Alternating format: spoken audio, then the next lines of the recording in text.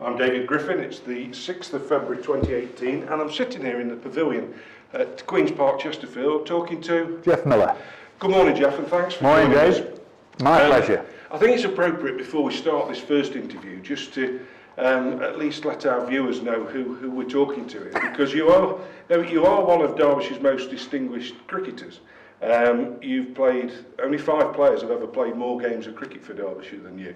Is that right? Absolutely. Do you know, I never knew that. You're 12th on the all-time wicket takers list in all forms of cricket and 25th in the most runs. So, do you wear an anorak very often? Yes, all the time. Especially on days like this when it's about to snow. Yeah, well, we're going back over the years. I know about snow and cricket grounds. Indeed.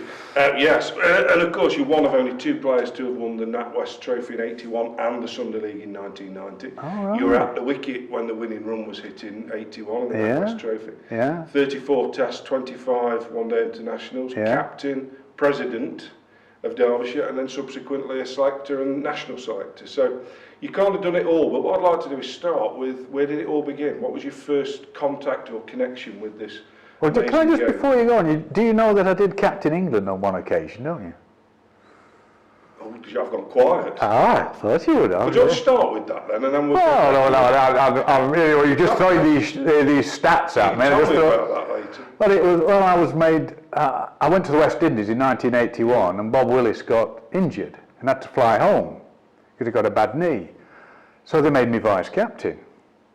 So I was vice captain on that tour, and we played against one of either the Leeward Islands or Windward. I'm not sure which one it was, at Montserrat. All right. And the captain, Ian Terence Botham, rested for the game. So I was made captain. I captained England on that occasion against the islands, and we won. So I've got a 100% record. Well, there's only 2 of you then, because of course Donald Carr is the only one to captain England in a Test match. Oh, well, I didn't captain a Test match. I'm not. I just thought. So where did it all begin then, Geoff? What was your first contact, first connection with cricket? Oh, school. Well, father, whose name, strangely enough, well, I say strangely enough, was Keith. So he was Keith Miller. So I suppose there was only one direction I was going to go, but cricket was my love right from the word go. I was embarrassingly poor with academics at school because I was focusing on playing sport, stupidly I think, really. But did you have a vision that you'd play professionally? No, not really. I just love the game. But I remember, what year would it be? 1959. I think it was 50. Well, I'm sure it was 59. Yeah, because I was 7. And I was here living in Chesterfield in a little semi-detached with mum and dad, and there was a noise downstairs about 5 o'clock in the morning, and I thought, well, I better go and investigate this. I'm only 7. So what's the noise? And my dad was doing the fire, making the fire. You know, it was January the 10th. Yeah. It was freezing cold, and he was getting the fire ready for the day. So I said, what are you doing? He said, I'm making the fire, son.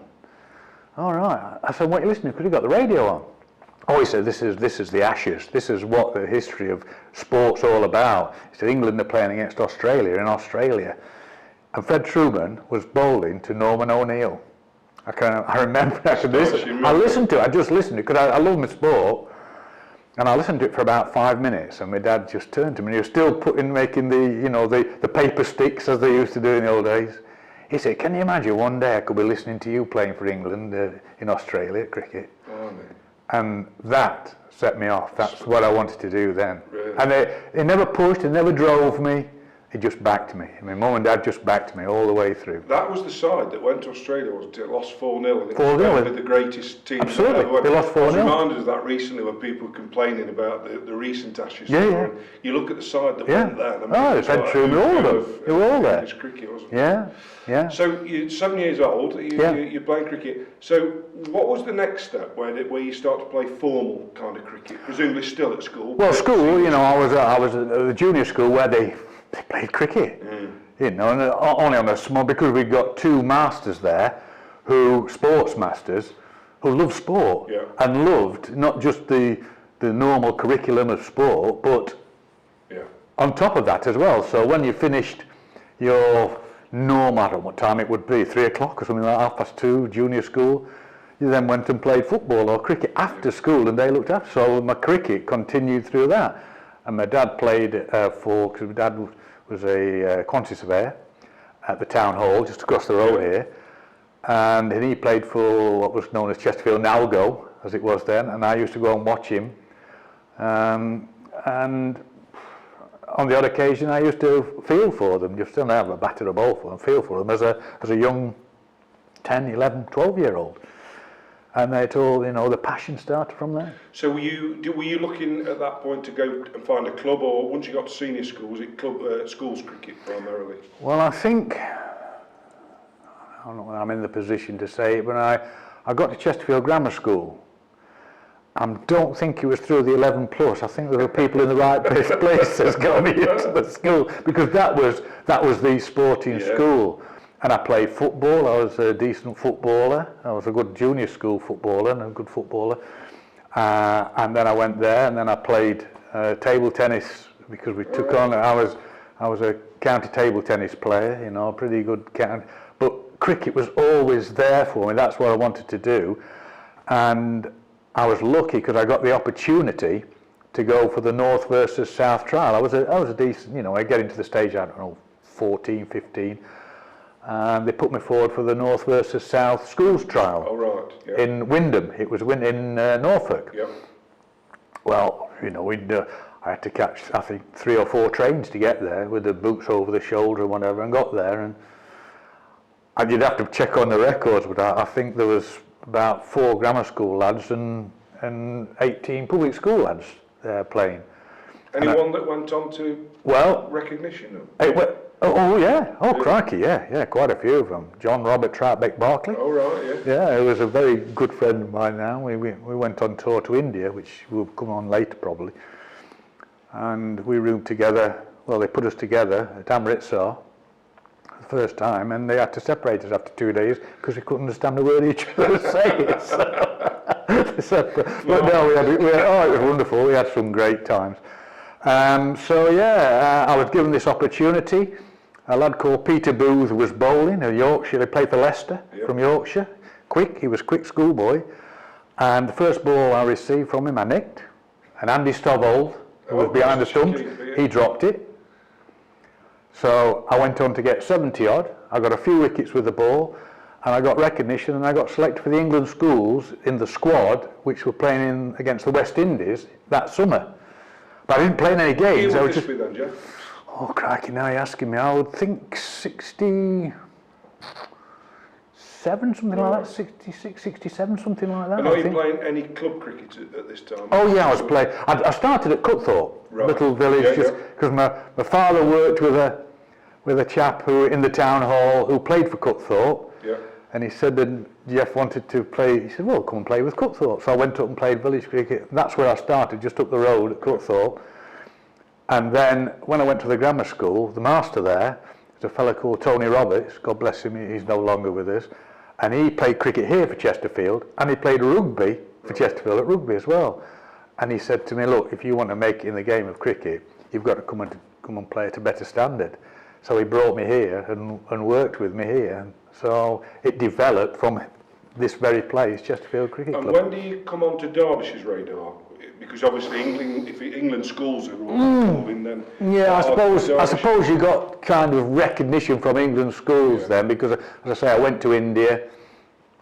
I thought when I went to India, when I came back from India, Derbyshire might take me on the staff, but they didn't, because they signed Venkat. Yeah, that was always, I mean, I was very young then, but I remember at the time there was this kind of Venkat. Yeah, well, I don't know where that came from, but there was also, don't forget on the staff, the coach was Edwin Smith. Yeah. And Bob Swindle was on the staff as well, so they didn't want to actually, I don't think they could saturate with off-spin as well, and if they were going to get this overseas, I don't know where the signature came from, I don't know the background to it, but there just wasn't a place for me. Did you see you were primarily a spinner then, or did you, because you mentioned about you got runs for the I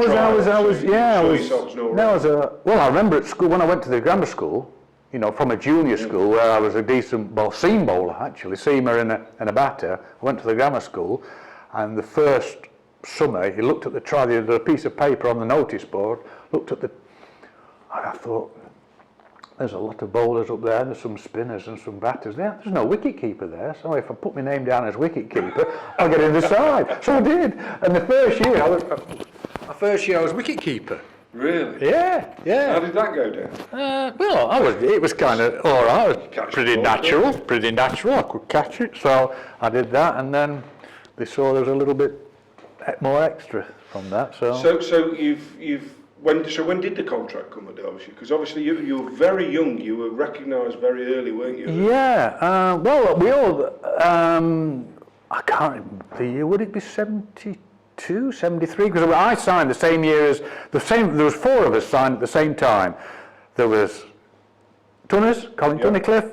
There was Geoff Smith, Godfrey Smith, and Alan Morris. Right, yeah. We all signed at the same time. So if you do your record, I'm not great on record. But you made your debut, didn't you, in 73, I think I made my debut. So it might have been 72 or 71 when I joined. So did you play much second team cricket or club and ground? Or I played a bit of.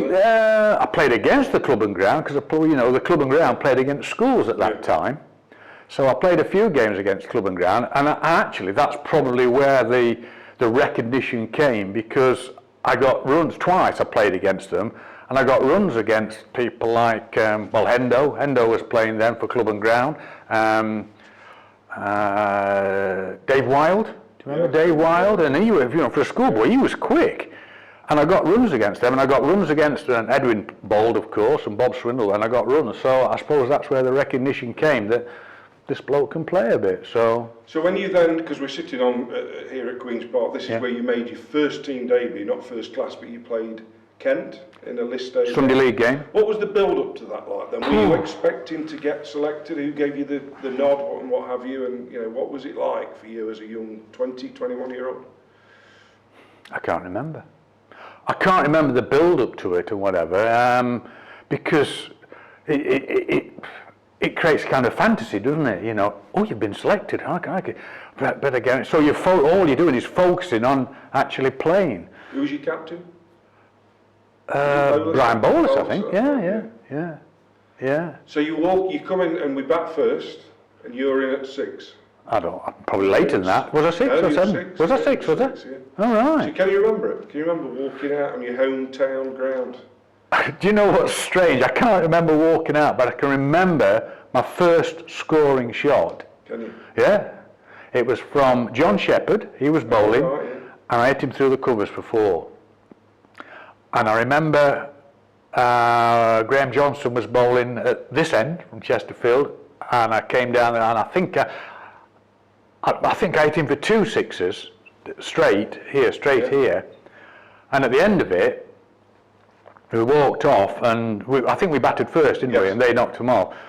I walked off, and one of their players, I can't remember who it was, said, "Never seen a Derbyshire player play like that before." So, what do you mean? He said, "Well, running down the track and hitting it for 6. I said, "Well, that's how I play anyway." They soon coached me out of that. Well, it was a funny game one day, cricket then, wasn't it? Because you look back, if you got 160 totals, crikey. You were in the game. You still got 2. You went into bat. There was 2 slips in a gully. Yeah, I know, ridiculous. Was it Brian Langford who bowled 8 overs? For naught. It just fine, isn't it? I mean, I'd love to know the batters were on that one. Yeah, I mean today, if you only got a scruffy leg bar, you'd get something. Yeah. To bowl 8 overs for nothing. Yeah. Ridiculous. And then your debut game came at that wonderful northern outpost up at Buxton. Which I know has got great memories for you. Well. I sometimes tell a little bit of a lie, see, because as you know, I do a bit of after dinner speaking, and I say my debut was at Buxton, which it was. Yes, but not that game. Not the game when it snowed. Yeah, mine was I think the year before, 2 years before. 2 years before, but I do remember going into bat, and Mike Page had just had his finger broken and came off with a broken finger. And I going out to bat for my debut in county cricket, and as he went past me, he said, "It's Dunkirk out there." Who was bowling?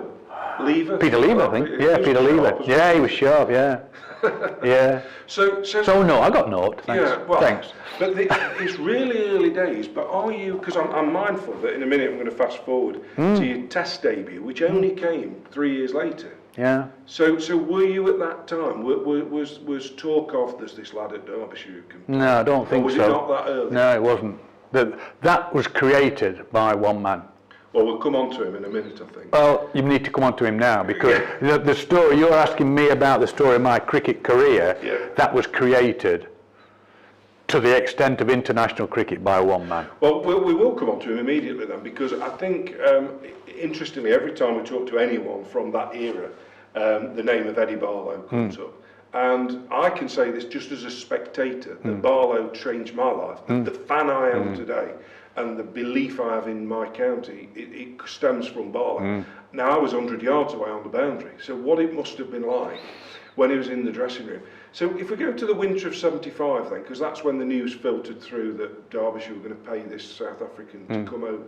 Did you know of Barlow? No. You didn't know who he was? Prior to that, Dave, what I need to say is because this is part of a story, and we've gone back to my junior way of cricket, and my coach or mentor was a fellow called Norman Vickers, and he lived about 5 or 6 doors down from us on the cul-de-sac in Chesterfield, and he was passionate about cricket, and he used to take me into his backyard and throw balls at me and whatever.